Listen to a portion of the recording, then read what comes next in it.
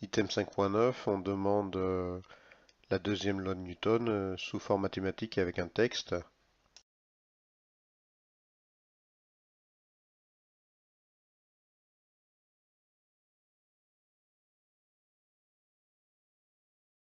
Correction. Alors, la somme des forces appliquées à un système est égale à la dérivée du vecteur quantité de mouvement. Donc la deuxième loi de Newton, en fait, c'est somme des forces extérieures égale d pour dérivée, p pour quantité de mouvement par rapport au temps.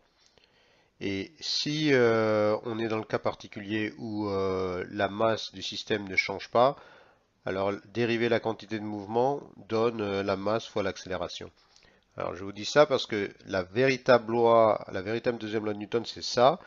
Mais dans beaucoup de cas de figure, on va le voir très bien. Par exemple, si on jette un objet comme une balle ou un autre objet, ben, en priori, la masse ne se conserve, pardon. Donc, elle reste constante. Donc, voilà. Et c'est cette formule-là qui va être cependant le plus utilisée. Alors donc, maintenant, je vais donner le sens de cette formule. S'il y a des forces qui sont appliquées et donc la somme n'est pas nulle, eh ben, l'objet va avoir un vecteur accélération. Par exemple, si on fait tomber un objet, c'est-à-dire on lâche un objet, il est soumis à des forces, en particulier au poids, et il y a donc un vecteur accélération qui va pointer vers le bas. Voilà.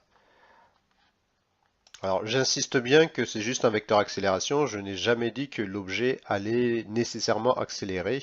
Je vous ai déjà parlé du cas précédemment d'un mouvement par exemple qui est circulaire uniforme, par exemple une motocyclette qui aborde un rond-point, le monsieur, enfin le conducteur décide d'aller à vitesse constante, donc il a une vitesse uniforme et donc il n'accélère pas.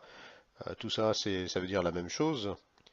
Et on avait vu que ce monsieur a nécessairement une accélération qui était centripète, c'est-à-dire centrée sur le centre du cercle. Voilà. Voilà mon accélération à un autre point, etc., etc. Donc il y a un vecteur accélération et cependant il n'accélère pas, je répète, parce que j'ai choisi de telle manière que la distance entre deux points du chronogramme, voilà, cette distance-là est toujours identique. Donc il n'accélère pas, mais il y a un vecteur accélération. Et nécessairement, puisqu'il y a un vecteur accélération, ça veut dire que la somme des forces extérieures appliquées sur le motocycliste est non nulle.